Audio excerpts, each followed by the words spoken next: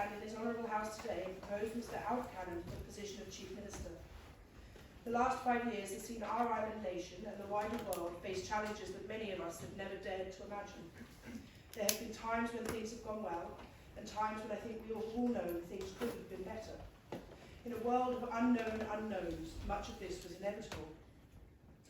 We have been led by a team of our peers who have, throughout their roles in COVID, continued to lead us through stormy waters, and I wish to sincerely thank all of them today. We have seen a focus on our health services, our economy, and our leadership. We have needed listening leadership, committed leadership, a leadership that recognises its own strengths, as well as the strengths of others to ensure a team approach at a time of greatest need for so many. And we still need this now. When information was scarce for those on the backbenches, Minister Cannan reached out to listen, to understand, to support and to effect change. He didn't use the inability to meet face-to-face as a barrier, rather moving swiftly to phone and video meetings to continue to engage with both backbenchers, business community and the wider island to understand the challenges that different communities face and how they can best be addressed. Minister Cannan has demonstrated through his role as Treasury Minister his capability, his competence and his credibility, and I have no doubt that at this point he is the right person to lead our island through the next 5 years. The post of Chief Minister is one that requires effective listening leadership, as well as the ability to consolidate strategic thinking into effective delivery. A Chief Minister in a Parliament predominantly compiled of independently candidates must bring not just to the table a list of things they will do, but how they will do that, and how they will bring people on the journey with them. They must listen and hear the priorities of all members, and seek to prioritise themes with consensus and compassion. The Chief Minister should provide a framework for strategic discussion and policy setting, which will allow operational delivery to flow effectively from it. I can't recall reading manifestos from any honourable members sitting here today that did not touch on the important issues of climate change, housing, economy, intergenerational fairness. Rest assured we have much common ground to start from. We are all here for the right reason.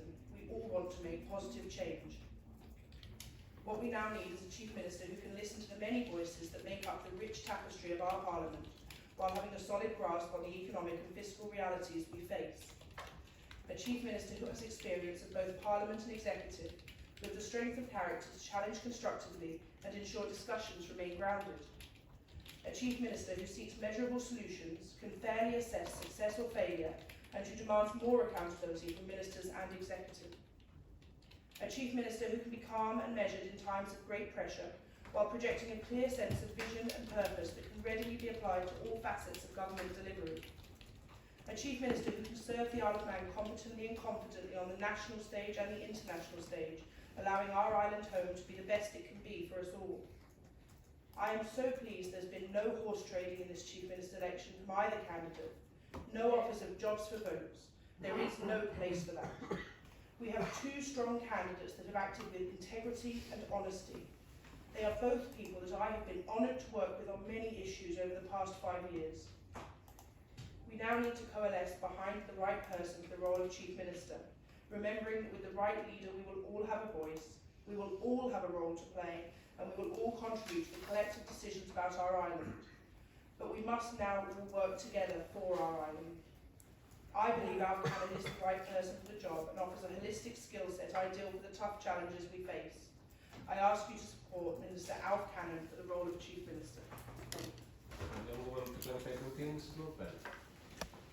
Thank you, Mr. Speaker. I rise to second the proposal of Mr. Cannan put forward by Mrs. Barber.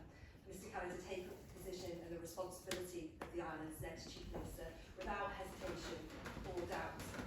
It would be remiss not to mention the proven track record of Mr. Cannan in getting on and dealing with the big stuff and the ability to take a long-term view for the greater benefit of the island. For example, the instigation of the independent healthcare review, which is much needed in order to transform healthcare delivery, the purchase of the steam packet to secure a strategic lifeline for this island, and the establishment of the Economic Recovery Group, which was set up out of a crisis but is leading the island forward in terms of what we need for an economic plan, as well as the Manx Development Corporation, leading on the proposal to establish a capital projects unit, all the issues we've had with delivery on that front, and more recently setting out the sustainable finance framework, which describes how the Isle of Man government plans to finance future projects in line with green and social objectives. These are all seriously important changes where Mr Cannan has played a central part and importantly worked with others. But as Mrs Barber has highlighted, I too, and most especially for the benefit of newer members, wish to frame what is essentially in the consideration of a potential Chief Minister, an evaluation of personal attributes, disposition, approach and crucially experience in government and in Parliament and in private careers by referencing the months, over a year and a half now, through the COVID crisis and indeed what the realities of the serious situations are now facing the island and what they demand. The COVID crisis demanded performance, quick thinking and careful handling. It was clearly incredibly difficult, especially in the pressure of the early stages of the emergency in those early days. I would venture, Mr Speaker, that there has simply never been a time where ministers have had their actions scrutinised and challenged to such a degree under the highest pressure and full glare, public expectation, public fear and media coverage, and also in a parliamentary sense, scrutiny from Tynwald members. Never before has ministerial leadership and approach on this island been so publicly tested than in recent times. During the height of that COVID emergency, I spent my time, as the others, inevitably observing how different ministers reacted. The style of approach was tested, whether they were open to challenge, how they reacted to criticism, ideas or serious concerns from the backbenchers. But for those who don't know, Mr Speaker, I can tell you that it was Mr Cannan that many members looked to at the very start when those early announcements were made. It was Mr Cannan that backbenchers went to for a listening ear and encouraging approach to resolving some of the serious situations that came up and dealing with frankly heartbreaking situations and matters that got to the very love of compassion. And it was Mr Cannan, in his early speeches to Tynwald and to the island, that delivered a much needed message: help is on the way, in terms of the financial support that was much needed for people. And it was those speeches that provided a galvanising effort for the nation to come together.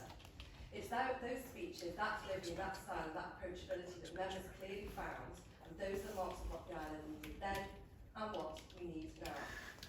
As they say, when the going gets tough, the tough get going. And Mr Speaker, this is what we need. We cannot mess around now. There needs to be stability and confidence in government and approach, a drive for change and delivery and well-developed policy to take account of the various views in this place across the political spectrum, bring that together and drive it forward. We cannot have a casual approach to the direction of the island, and we must have collaboration across Tynwald. We cannot have a pick and mix range of policies determined by one person that are untested, undeveloped and uncosted. We cannot afford to ignore the key changes needed in government, the parts that are broken, that many of us sat in Tynwald for hours on end hearing about inadequate policy, lack of strategic thought and delivery that is left wanting. I am happy that Mr Cannan is answering the call for changes in these areas in his manifesto and has set forward a vision for the island's future, a reason to believe for a secure, a vibrant and a sustainable island. We sure need that change and that positivity now. We need to change the narrative and tone amongst all the serious issues and end the rhetoric of fear. As a further comfort for those who are concerned about or would set to pit the various aspects of the political spectrum against each other on social and policy matters on an island which is very politically balanced with many independent views, take assurance. There is no exclusivity over the notion of a progressive island or a progressive policy when the system itself is designed for varied input and solid social policy development with people at the heart, as Mr Cannan is proposing. So in conclusion, Mr Speaker, I hope that honourable members judge on the basis of the specific contents as to what has been presented to members in the documents from the Chief Minister candidates where they set out their stall and judge with the best interests of the future of the island at the forefront of their minds when they come to take their vote today. It appears to me the approach laid out by Mr Cannan appears to me to be attracting support from some of the most experienced people in this House, including those that have challenged government heartily. And might I suggest that support is there for a very good reason. Like Mrs Barber,